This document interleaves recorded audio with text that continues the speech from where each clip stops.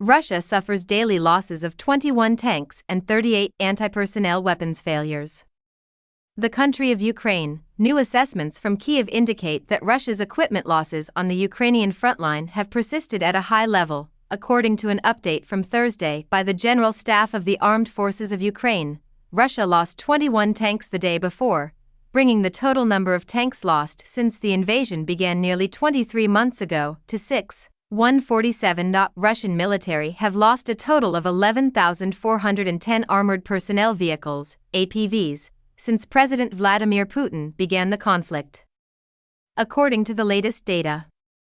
This includes 38 APVs destroyed in the past 24 hours. Newsweek reached out to the Russian Defense Ministry for comment, but the numbers have not been independently verified. Oryx, a monitoring website that keeps tabs on equipment losses for both sides, has confirmed the 2,623 tank casualties reported by the Russians as of Thursday. The website relies on open sources and visual proof to back up its claims. It concludes that, therefore, the amount of equipment destroyed is significantly higher than recorded here. Over 1,723,000 were either destroyed, damaged, abandoned, or seized, according to Ukraine's daily tally. Russia has lost 780 soldiers since Wednesday, bringing the overall number of casualties to 373,600 since the conflict began. It is difficult to determine the precise number of Russian forces because several estimations have given lower counts. Moscow last disclosed 6,000 casualties in September 2022 and has since failed to provide any further updates on the matter. New Year's Day, according to Ukraine, the number of Russian casualties since the war began was 360,010.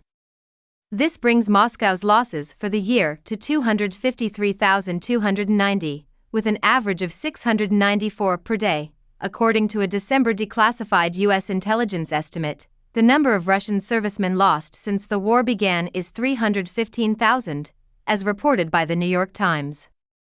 While Russia asserted this month that Kyiv had lost 215,000 soldiers since the conflict started, Ukraine has been tight-lipped about its own fatality toll. As to Ukraine's Military Intelligence Service, GUR, there have been reports of sabotage attempts on railway tracks in Russia's Saratov, Yaroslavl, and Nizhny Novgorod oblasts, which coincides with Ukraine's allegations of heavy Russian casualties. According to the GUR, unidentified opponents of Putin's regime once again burned several relay cabinets on the railway that is utilized for military logistics.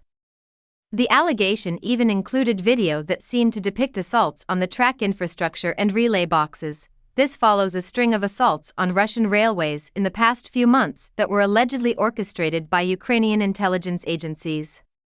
Russian media reported in November that the Baikal-Amur Railway in Russia's Buryatia Republic was destroyed by the Security Service of Ukraine, SBU, while the GUR denied any involvement in the operation that disrupted trains near Moscow. Near Nizhny Tagil, a city in the Urals, 14 freight wagons were reported to have derailed on January 8, according to Russian railways.